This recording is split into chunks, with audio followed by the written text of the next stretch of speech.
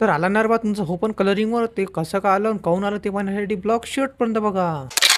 तर नमस्कार मित्रांनो, सरळ म्हणा असून जय श्रीराम. तर मित्रांनो मी निघून जातो कामाले. मग कामाला आल्यानंतर सर्वात पहिले लावतो भाऊ लोगो, कारण की लोगो लावल्याशिवाय आपलं काही काम जमत नाही. मग येऊन जातो आपल्या जागेवर आल्यानंतर सर्वात पहिले कापतो भाऊ आपला आयएसओ. मग आपला आयएसओ कापून घेतो त्यानंतर चाललं जातो आपल्या संतोषा जवळ. मग संतोषा जवळ आला तर संतोषा मस्त की ट्रॅक्टर चालत होता. मग गोपालाचा अलगच चालवत होता ना बा. गोपालाचा पंपानच गोळ्या मारत होता. मारल्याकांनी गोळी लागून देईन, काम कोण करणार.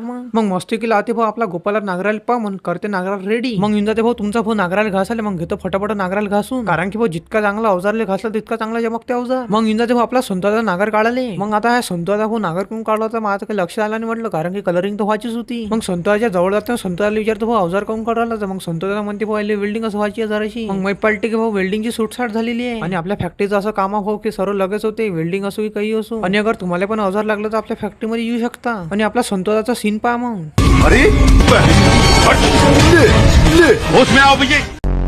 मग इंदा ते भाऊ आपल्या प्रेमाच्या माणसाशी घेऊन घेतो आपण भेट. तर आजच्या एवढं अजूनही फॉलो नशीन केलं तर फॉलो करून घ्यायचा, कारण की 200 फॉलोवर होणारच आपले लवकर.